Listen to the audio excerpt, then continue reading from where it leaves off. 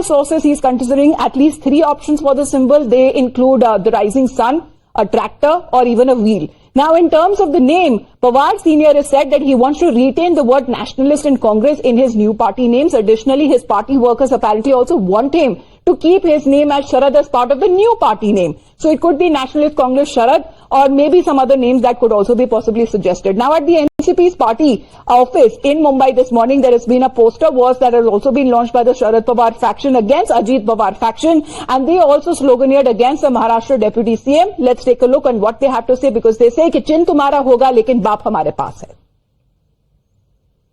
Definitely today is the deadline for Sharad Pawar faction to submit the party name and symbol in front of the Election Commission of India. Right now, where I'm standing is at the NCP headquarters, and you can see the Sharad Pawar party workers are protesting against the Ajit Pawar and the Election Commission, which has given out the party name and symbol to Ajit Pawar. You can see in the visuals as well, the poster wall is what we can see. Chinna tumhara, baap hamara is what it is written on the posters. That means the sign may be yours, but the baap, that means the Sharad Pawar, the party supremo, is ours.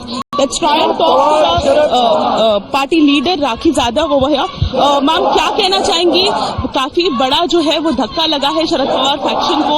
आपको जो है वो symbol नहीं दिया गया, party का नाम नहीं दिया गया अजीत पवार. ये हमारे लिए धक्का बिल्कुल नहीं है, क्योंकि हमें मालूम है कि जिस तरह से ये राज्यकर्ता यानी भाजपा सरकार जो है कि शिंदे गठ और अजीत पवार गठ को लेकर जिस तरह की कार्यवाही कर रही थी, ये हमको इस बात की हमको पहले से ही मालूमात थी कि ऐसा कोई ना कोई संघर्ष हमारे सामने खड़ा करने का काम ये निश्चित रूप से करेंगे.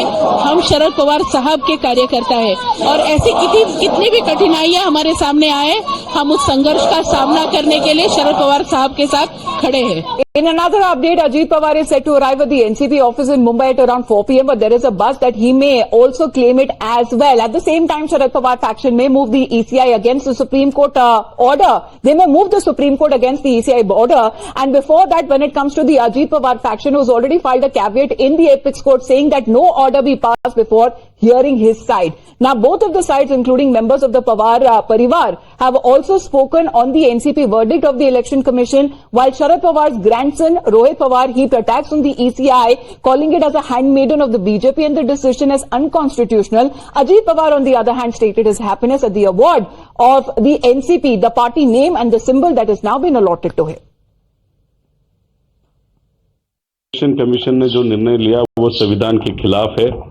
और दूसरी बात, अगर आप देखें तो भाजपा का एक अलग डिपार्टमेंट इलेक्शन कमीशन हो गया ऐसा लगता है.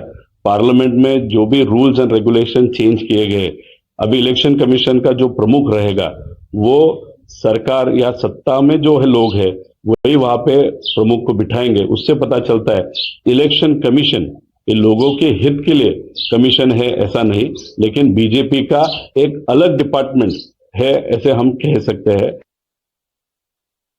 ये जो डिसीजन इलेक्शन कमीशन ने दिया है उसका मैं स्वागत करता हूं. विनम्र से ये उन्होंने दिया हुआ डिसीजन हम स्वीकारते हैं और उसका स्वीकार करते हैं.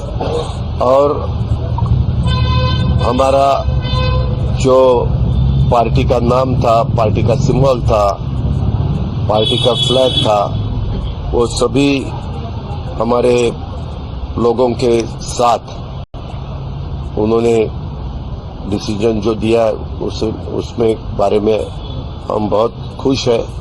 उनको भी हम धन्यवाद देना चाहते हैं.